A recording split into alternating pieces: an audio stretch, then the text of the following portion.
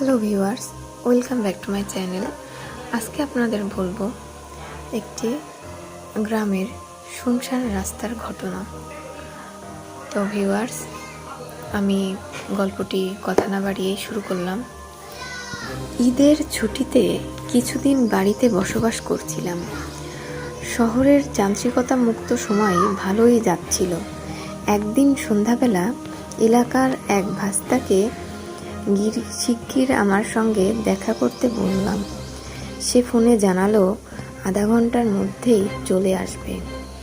গ্রামের মেঠোপথ ধরে হাঁটছি, চারপাশে শুনশান নীরবতা, মাঝে মাঝে ঝিঝি পোকা ডেকে যাচ্ছে। কোথাও কেউ নেই। গ্রামের মানুষজন খেয়ে দিয়ে ঘুমিয়ে পড়েছে। পরদিন ভোরে উঠতে হবে যে। শহরের মানুষেরা দেরিতে ঘুমাতে যায়, দেরিতে ওঠে। গ্রামে ঠিক তার বিপরীত। আগে ঘুমাতে যায়, আবার সূর্য ওঠার সাথে সাথেই ঘুম থেকে উঠে পড়ে। অনেকটা পথ হাঁটার পর একটা আম গাছের তলায় আনুমানিক 10-12 বছরের এক ছেলেকে দেখতে পেলাম। অন্ধকারে তার মুখটা দেখা যাচ্ছিল না। জিজ্ঞেস করলাম, এখানে একা কি করছো? নাম কি তোমার? ছেলেটা ইতস্তত করছিল। বলল, না না, অপেক্ষা করতে বলেছে। আমার নাম কামরুল। কোথায় তোমার নানা? কার সাথে কথা বলছো? একটা চেনা কণ্ঠস্বর জিজ্ঞেস করলো। পেছনে তাকিয়ে দেখি ভাস্তা। বললাম, এত দেরি হলো যে? ভাস্তা বলল, দেরি কোথায়, আমি তো 10 মিনিটের মধ্যেই চলে এলাম। ঘড়িতে সময় দেখলাম, আসলেই তো বেশিক্ষণ হয়নি। আমার কাছে মনে হচ্ছিল কয়েক ঘন্টা যাবৎ হাঁটছি। এই ছেলেটাকে চেনো? যে ছেলেটাকে দেখাতে গেলাম দেখি সে নেই। কোথায় ছেলে? ভাস্তা জানতে চাইল। এখানেই তো ছিল। আমি বললাম, নাম কি? ও বলল, তো কামরুল। তুমি ঠিক আছো তো? কেন? ভাস্তা কিছু বলল না।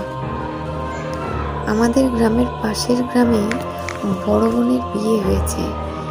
বেড়াতে এসেছিলেন। মা তাকে কিছু দূর এগিয়ে দিতে গিয়ে হঠাৎ একটা ভিড় দেখতে পেলেন ঘন জঙ্গলের কাছে। ভিড় ঠেলে সামনে এগিয়ে একটা 10-12 বছরের ছেলের লাশ দেখতে পেলেন, যার দুহাত বিচ্ছিন্ন, পেট চিরে নাড়িভুড়ি বেরিয়ে এসেছে। পাশে একটা লণ্ঠন, একটা টর্চ লাইট পড়ে আছে। জঙ্গলের পাশেই যে বাড়িটা, পুলিশ সে বাড়িতে ঢুকলো। জামাল নামের এক কিশোরকে যেই ডাক দিল সেই দৌড়ে পালালো। পুলিশের সন্দেহ রইল না যে সে উক্ত ঘটনায় জড়িত। পুলিশ তাকে আটক করল। রাস্তার পাশেই ছিল দোকানটা। কামরুল দোকানে বসেছিল। তার নানা কি একটা কাজে পাশেই বাড়িতে গিয়েছিল। চলে আসার কথা। এতক্ষণ সে মোবাইলে গেমস খেলছিল। জামাল তার সাথে ভাব জমাবার চেষ্টা করছিল।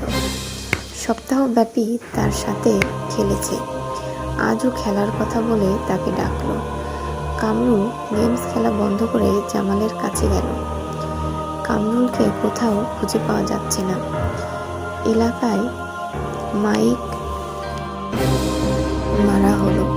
কামরুলের মা বাবা, নানা সহ আত্মীয় স্বজনরা পুরো এলাকা তন্ন তন্ন করে খুঁজল।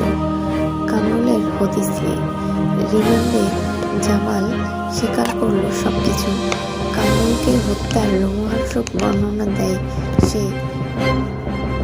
ভালুকার একটা হাসপাতালের কয়েকজন ডাক্তারের সাথে তার যোগসাজশ ছিল। ভুলিয়ে ভালিয়ে কামরুলকে ঘন জঙ্গলে নিয়ে যাওয়া হয়। তারপর অজ্ঞান করে তার কিডনি, চোখ খুলে নেওয়া হয়। হাত কেন কাটা হলো এর উত্তরে বলল, শিয়াল কুকুরের কাজ হতে পারে। ঘটনা শুনে আমি স্তব্ধ হয়ে গেলাম। আমার তাহলে গত রাত্রিরে কার সাথে দেখা হলো, কথা হলো, মাকে এই কথা জিজ্ঞেস করতে গিয়ে আর জিজ্ঞেস করলাম না। এমনিতেই আমার অস্বাভাবিক কাজকর্মে তিনি বিরক্ত। এমত অবস্থায় কথা বললে আমাকে পাগল আখ্যা দিয়ে বসতেন। তো ভিউয়ার্স, আমাদের গল্প এখানেই শেষ। পরবর্তী গল্পের জন্য চ্যানেলটি সাবস্ক্রাইব করুন, আমাদের সঙ্গে থাকুন। এরকম আরও সত্য ঘটনা নিয়ে আপনাদের সামনে আসবো।